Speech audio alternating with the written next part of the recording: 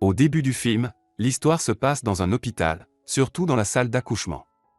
Une infirmière vient d'aider une femme à donner naissance à une petite fille.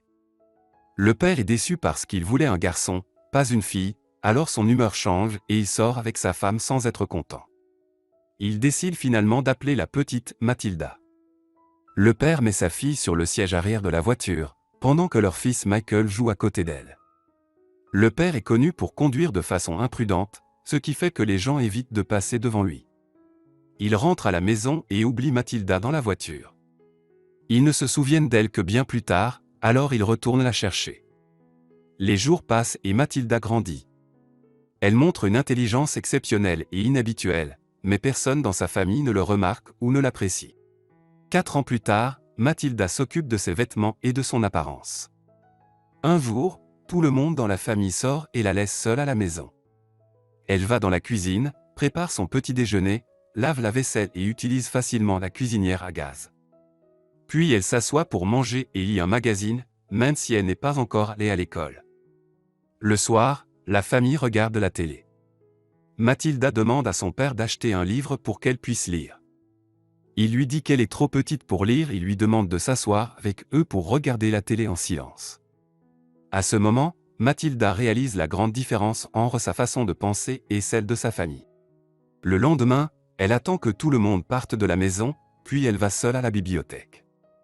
La bibliothécaire est surprise de voir une petite fille venir toute seule, mais après avoir parlé avec elle, elle découvre son intelligence et sa vivacité d'esprit. Elle accepte de lui prêter des livres pour lire. 2 ans passent comme ça, Mathilda lit sans arrêt, et la lecture devient pour elle un monde à part. Un jour, elle passe près d'un parc et voit des enfants jouer, mais elle n'a pas vraiment envie de se joindre à eux. Sa vraie joie vient quand elle y développe son esprit. Un soir, son père rentra et lui demanda ce qu'elle lisait. Il répéta qu'elle était trop jeune pour étudier.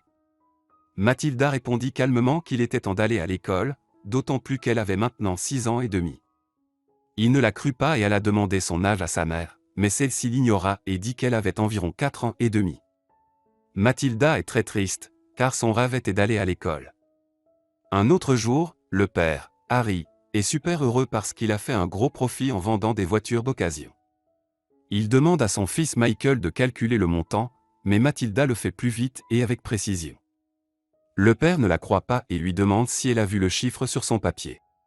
Il se fâche, prend le papier et l'enferme dans sa chambre comme punition. Le matin, elle se lève avant eux et met du produit décolorant pour cheveux dans l'huile que son père utilise sur sa tête. Quand il l'applique, la couleur de ses cheveux change à un endroit précis. Sa femme est choquée par son apparence. Mathilda se sent victorieuse intérieurement et comprend qu'elle peut se défendre indirectement. Ensuite, Harry se prépare à sortir et met son chapeau. Il sort avec sa femme et ses enfants, Michael et Mathilda. Ils montent tous en voiture, et Harry met des pièces de voiture et des papiers irréguliers dedans. Malheureusement, 2 policiers surveillent le père pendant qu'il travaille. Quand ils arrivent à son travail, il leur explique comment il assemble les pièces de voiture et les vend cher.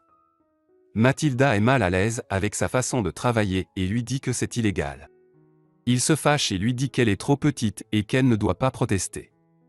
Se sentant triste et impuissante, elle a mis de la colle adhésive à l'intérieur du chapeau de son père. À ce moment-là, la mère entra et invita tout le monde à déjeuner. Le père met son chapeau et va au restaurant avec la famille. Quand ils arrivent, il essaie d'enlever son chapeau mais n'y arrive pas. La mère essaie de l'aider mais échoue.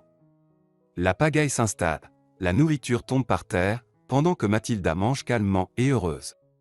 Le soir, comme d'habitude, il regarde la télé. Le père demanda à Michael d'éteindre la lumière, et lorsqu'il le fit, l'attention de Mathilda resta fixée sur le livre qu'elle lisait, ce qui mit son père en colère. Il lui arrache le livre et commence à déchirer les pages. Puis il attrape sa tête et lui ordonne de s'asseoir pour regarder la télé avec eux. Mathilda fixe l'écran de la télé, très en colère, jusqu'à ce que l'appareil s'arrête soudainement. Personne ne comprend ce qui s'est passé. Un autre jour, le père est au travail quand la directrice de l'école, Agatha, vient acheter une voiture. Pour la convaincre, il lui proposa une réduction en échange de l'inscription de Mathilda à l'école. Elle accepta. Quand ils le disent à Mathilda, elle est ravie et serre son père dans ses bras. Le lendemain, elle se réveille excitée.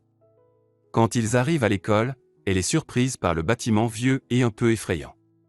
Elle voit la directrice Agatha, une femme grande et stricte, ce qui l'intimide encore plus.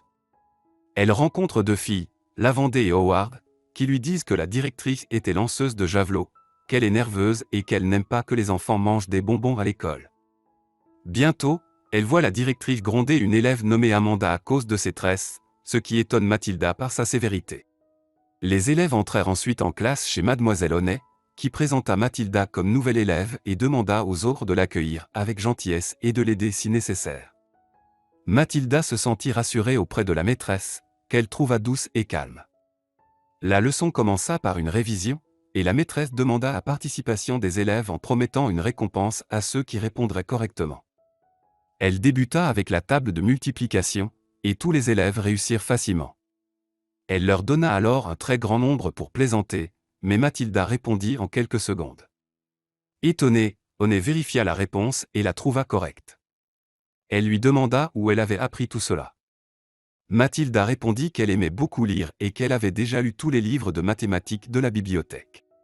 Ravie de l'intelligence de Mathilda, la maîtresse se rendit chez la directrice pour lui dire que l'enfant était doué et devait être placé dans un niveau supérieur. Mais la directrice pensa que Honnet exagérait et que Mathilda risquait de causer des problèmes plus tard. Elle refusa. La maîtresse sortit de son bureau, déçue. De retour chez elle, Mathilda remarqua la police près de la maison, mais n'y prêta pas attention. Lorsqu'elle entra, elle commença à raconter à sa mère sa première journée d'école, mais celle-ci ne l'écouta pas et resta concentrée sur son téléphone. Le soir, Mademoiselle Honnet vint chez eux pour discuter avec les parents des capacités de Mathilda, mais ils n'écoutèrent pas non plus. Mathilda, elle, fut heureuse qu'enfin quelqu'un reconnaisse son intelligence. Honnet lui laissa un livre avant de partir. Le lendemain à l'école, la directrice appela un élève nommé Bruce pour le punir d'avoir mangé une friandise qui lui appartenait. Elle apporte un énorme gâteau et le défie de le manger tout entier devant tout le monde. Bruce commence à manger jusqu'à être rassasié et incapable de continuer. Mathilda et ses camarades se lèvent pour l'encourager avec enthousiasme, et il finit le gâteau. Tout le monde est content. La directrice se fâche de leur réaction et punit toute la classe avec 5 heures supplémentaires à l'école. Mathilda rentre avec les autres enfants et remarque que les policiers surveillent encore la maison. Elle dit à son père, mais il ne la croit pas et pense que c'est son imagination. Le jour suivant, Mathilda jouait avec ses amis dans la forêt et ils attrapèrent un petit animal appelé le triton. La directrice arriva en criant sur Mathilda, toujours furieuse contre son père à cause d'une voiture défectueuse. Avant qu'elle n'entre en classe, les élèves tentèrent de cacher leurs décorations et leurs travaux. La maîtresse détacha les tresses des filles pour ne pas provoquer la directrice. Lorsque celle-ci entra, Lavendée avait déjà glissé le triton dans la carafe d'eau. En remarquant l'absence de Mathilda, la maîtresse demanda silencieusement à Lavendée, qui lui fit signe qu'elle avait été punie. Honnet sortit alors la chercher, la trouva et la ramena en classe. La directrice demanda à Amanda de réciter un petit texte. Mais Amanda commença à lire d'une manière provocatrice. Ce comportement mit la directrice en colère, qui se mit à crier puis à la boire l'eau, sans se soucier du contenu de la carafe. Lorsqu'elle a pris la tasse, les élèves ont éclaté de rire après avoir découvert ce qui se passait. Quand elle aperçut l'animal, elle eut peur et regarda Mathilda, l'accusant d'être à l'origine de la farce. Mathilda nia, affirmant n'avoir rien fait. La colère de Mathilda s'intensifia, tandis extrêmement tendue, fixait la tasse. Le verre se mit à trembler et tomba, puis le triton bondit vers la directrice, qui prit peur. Les élèves éclatèrent de rire. À cet instant, Mathilda comprit qu'elle possédait une capacité extraordinaire. Par la suite, la directrice se mit à menacer les élèves, leur ordonnant de ne plus semer le chaos, puis elle est partie. Pendant ce temps, Lavende remerciait Mathilda de ne pas avoir informé la directrice que c'était elle qui avait mis le triton dans l'eau. Mathilda se rendit chez Mademoiselle Honnet pour lui raconter la vérité, lui expliquant qu'elle avait déplacé la tasse par la force de sa concentration. Elle tenta de répéter l'expérience devant elle pour en apporter la preuve, mais n'y parvint pas. Mademoiselle Honnet décida d'emmener Mathilda en promenade. En chemin, elles passèrent près de la maison de la directrice. Mathilda vit la balançoire dans son jardin et fut surprise car elle savait que la directrice détestait les jouets pour enfants. Mademoiselle Honnet commença à lui raconter son histoire. Sa mère était morte lorsqu'elle avait 5 ans, et son père avait fait venir sa tante la directrice Agatha pour vivre avec elle. La tante était cruelle et ne la traitait pas avec gentillesse, la terrorisant constamment. Quelque temps après, son père mourut à son tour, et Honnet resta sous l'autorité de sa tante jusqu'à ce qu'elle grandisse un peu, puis elle partit et loua une petite maison modeste dans une région éloignée pour s'éloigner d'elle. Elle lui confia qu'on ne l'avait pas autorisée à prendre quoi que ce soit de la maison familiale, ni ses anciens jouets ni ses photos avec ses parents. Elle ajouta qu'un jour tout le monde reconnaîtrait l'intelligence remarquable de Mathilda et qu'elle vivrait alors plus heureusement. Mathilda dit à Honnet qu'elle doit récupérer ce qu'elle peut de ses affaires dans cette maison. Honnet aime l'idée et se sent encouragé. Elles vont ensemble chez la directrice et voient Agatha s'entraîner au lancer de javelot dans le jardin. Bientôt, la directrice prend sa voiture et part. Elles entrent dans la maison. Mathilda voit la boîte où le père de Honnet mettait du chocolat pour elle, que sa tante ne lui laissait pas manger. Par peur, elle ne ferme pas bien la boîte et monte chercher les affaires. Soudain, la directrice revient et crie sur Harry parce qu'elle a découvert que la voiture est endommagée. Elle voit la boîte ouverte et sait que quelqu'un est entré. Honnet dit à Mathilda de sortir par la porte de la cuisine pendant qu'elle essaie de distraire la tante. Agatha manque de peu d'attraper Mathilda, mais Honnet fait du bruit ailleurs pour attirer son attention.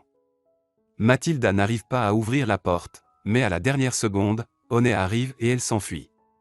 Agatha les cherche longtemps sans succès. Mathilda rentra à la maison et vit sa mère avec 2 policiers, mais elle crut d'abord qu'il s'agissait de simples représentants commerciaux. Harry arriva chez lui en colère à cause de ses problèmes et reprocha à Mathilda de s'intéresser davantage aux invités qu'à lui, puis il les chassa de la maison. Il se tourna ensuite vers Mathilda et commença à lui crier dessus. Mathilda fut alors plus en colère que lui et referma la porte sur lui sans le toucher avec ses mains. Elle comprit alors que son pouvoir était lié à la colère et à la concentration. Après cela, elle se mit à s'entraîner à utiliser ses capacités et se rappela les paroles de son père qui la rabaissait toujours. Elle commença à faire bouger la cuillère et à manger sans toucher les objets. Mathilda continua à s'entraîner jusqu'à être capable de déplacer n'importe quoi par la force de la concentration sans le toucher. Elle utilisa cette puissance pour jouer et expérimenter, heureuse de maîtriser cette compétence. Peu après, elle vit des policiers pénétrer dans le garage de son père, où des caméras étaient cachées pour surveiller les lieux. Elle les confronta, leur disant qu'ils n'avaient pas le droit de perquisitionner ou d'entrer sans autorisation légale, mais ils n'y prêtèrent aucune attention. Pendant qu'ils étaient occupés, elle déplaça la voiture de son père grâce à son pouvoir, ce qui attira leur attention et les poussa à essayer de l'arrêter. Elle profita de l'occasion pour prendre l'enregistrement de la caméra et le détruire. Cette nuit-là, elle décida d'aller chez la directrice Agatha pour récupérer l'ancienne poupée de Mademoiselle Honnet afin de lui faire plaisir. Elle utilisa les arbres pour atteindre la fenêtre de la maison et l'ouvrit avec son pouvoir mental, puis récupéra la poupée. En descendant, une mèche de ses cheveux resta accrochée à l'arbre sans qu'elle s'en aperçoive. Elle voit Agatha s'entraîner à la maison, alors Mathilda bouge les fils électriques, les aiguilles de l'horloge et fait tomber des objets. Elle fait tomber la photo d'Agatha et met à la place une photo du père de Honnet, pour que ça ressemble à une maison hantée. La directrice, terrifiée, crut que ces événements étaient surnaturels et s'enfuit en courant hors de la maison.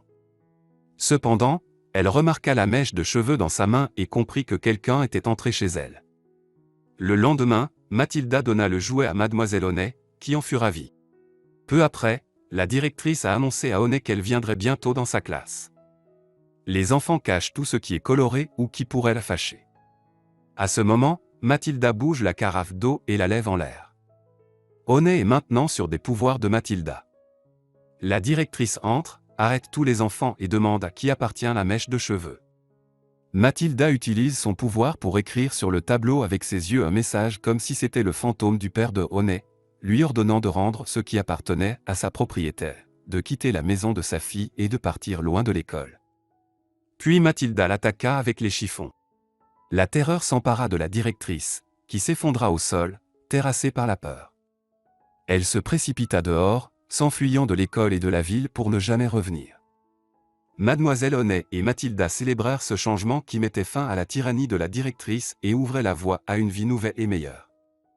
Peu après, la mère de Mathilda vint lui annoncer qu'ils devaient rassembler leurs affaires rapidement, car la famille allait déménager dans une autre ville pour échapper à des ennuis avec la police. Mademoiselle Honnet était présente et avait avec elle les documents officiels lui permettant d'adopter Mathilda, si les parents y consentaient. Ceux-ci, indifférents à la vie et à l'avenir de leur fille, et bien plus préoccupés par leur fuite face aux problèmes judiciaires, acceptèrent sans hésiter de l'abandonner. Ils signèrent immédiatement les papiers avant de partir. Mathilda put alors vivre la vie dont elle avait toujours rêvé aux côtés de Mademoiselle Honnet, qui était devenue la nouvelle directrice de l'école. Elles vécurent ensemble dans le bonheur et la stabilité, Mathilda ayant enfin trouvé un foyer aimant où son intelligence et ses talents étaient appréciés. Voilà l'histoire de Mathilda, la petite fille intelligente qui a utilisé sa connaissance et son courage pour améliorer sa vie et celle de ceux qu'elle aime. Si vous avez aimé ce résumé, vous pouvez suivre d'autres histoires similaires dans le contenu à venir.